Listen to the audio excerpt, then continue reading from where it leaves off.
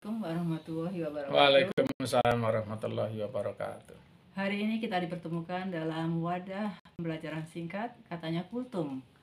Media singkat pembelajaran ala-ala Kultum, kuliah 7 menit, yang fokus mengangkat topik-topik yang terkait dengan isu-isu kontemporer. Ya. Hari ini kita akan masuk pada topik sampaikanlah walau satu ayat. Dan alhamdulillah sudah hadir di tengah-tengah kita narasumber kita, yaitu Abu Salman. Dan mungkin saya akan langsung saja ingin mengangkat beberapa pertanyaan dasar. Ya, sebetulnya apa sih dasar hukum syar'i yang menjadi acuan ya dalam kalimat tadi dalam idiom tersebut? Ya, bismillahirrahmanirrahim. Assalamualaikum warahmatullahi wabarakatuh. Pertama, terima kasih atas pengantar dari istri saya ya. Jadi tentang dasar hukum dari idiom tadi sampaikan walaupun satu ayat itu memang terdapat di dalam kitab Sahih Bukhari. Nah ini ya kebetulan saya punya print, saya pernah beli kitab itu, jadi pernah saya baca di situ. Dan kemudian juga kalau sekarang kan ada di internet juga ini banyak didapatkan mengenai Sahih Bukhari ini. Jadi memang secara syar'inya dia adalah kalimat yang betul ya, ada dasarnya. Dan kalau itu kewajiban untuk siapa sebenarnya kewajiban itu? Apakah hanya untuk sahabat-sahabat Rasul pada waktu itu, ataukah hanya bagaimana dengan kondisi sekarang?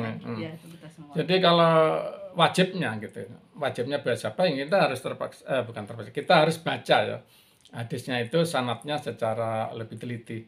Jadi kalimat pertama dari hadis tadi, tadi saya belum sampaikan, hadis di kitab Bukhari itu untuk yang ini adalah disampaikan diriwayatkan oleh Abdullah ibnu Amr ya. Jadi di situ disampaikan bahwa kalimat pertamanya, barang siapa mendengar dariku, sampaikanlah walaupun satu ayat. Jadi konteksnya pada waktu itu adalah Nabi Muhammad SAW berhadapan dengan sejumlah orang atau mungkin satu orang, antara lain adalah Abdullah ibnu Amr yang meriwayatkan ini. Ini diperintahkan Nabi Muhammad SAW, sampaikanlah kepada orang lain yang tidak mendengarkan ucapan Nabi pada waktu itu, tidak hadir pada waktu itu, sampaikanlah ke orang lain. Nah itu konteksnya seperti itu. Jadi dengan demikian buat kita itu tentu saja ya kita wajib ya kalau kita itu hafal satu ayat Quran, kemudian menyampaikan kepada orang lain yang kita perkirakan belum tahu ayat itu ya. Tapi tentu ya belum tahu ayat itu. Jadi memang wajib buat orang yang tahu gitu. Jadi kalau orang yang tidak tahu ya tidak wajib, tentu saja wajibnya dia adalah diberitahu oleh orang yang tahu gitu. Kira-kira begitu. Oke, dan yang berikutnya adalah bagaimana implementasinya untuk saat ini?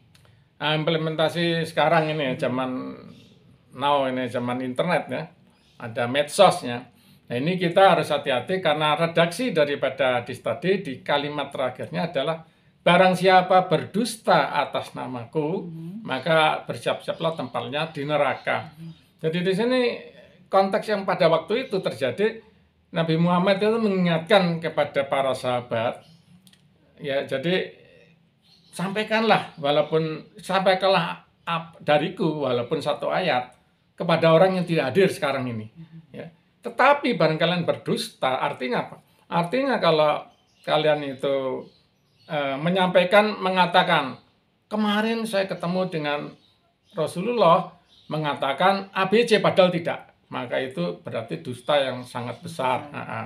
Jadi dengan demikian konteks yang sekarang kita harus sangat berhati-hati. Ya. Jangan asal share ya. Kalau kita ada di medsos, ada orang kirim sesuatu, jangan langsung di-share. Kalau itu ayat Quran kita harus cek dulu. Ya harus kita cek dulu apakah betul itu ada di Quran. Kan kita punya Quran di rumah masing-masing. Kalau enggak ya mungkin dengan udah ada internet kita bisa cek ya. Di instansi, di link yang resmi ya. Itu kita bisa cek betul gak ini ayat Quran. Kemudian juga apapun yang disampaikan kita harus cek dulu. Jangan sampai kita menyebarkan sesuatu kedustaan, kebohongan. Apalagi itu mengatakan ini Nabi, gitu. Tapi kalau Nabi mengatakan demikian, ya, atau ini Al-Quran mengatakan demikian, itu kita harus sangat berhati-hati. gitu. Oke, jadi simpulnya kita bisa dapatkan adalah bahwa idiom sampaikan walau hanya satu ayat itu adalah benar bersumber dari hadis Rasul dan wajib kita buat yang tahu kita laksanakan ya, buat yang tahu menyampaikan yang tidak tahu gitu. Pada yang tidak tahu. Iya. Ya. Alhamdulillah satu lagi pencerahan sudah kita dapatkan hari ini dan insya Allah akan dilanjutkan dengan berbagai masalah topik-topik terkait dengan isu suku di pertemuan kita berikutnya. Sekian, wassalamualaikum warahmatullahi wabarakatuh.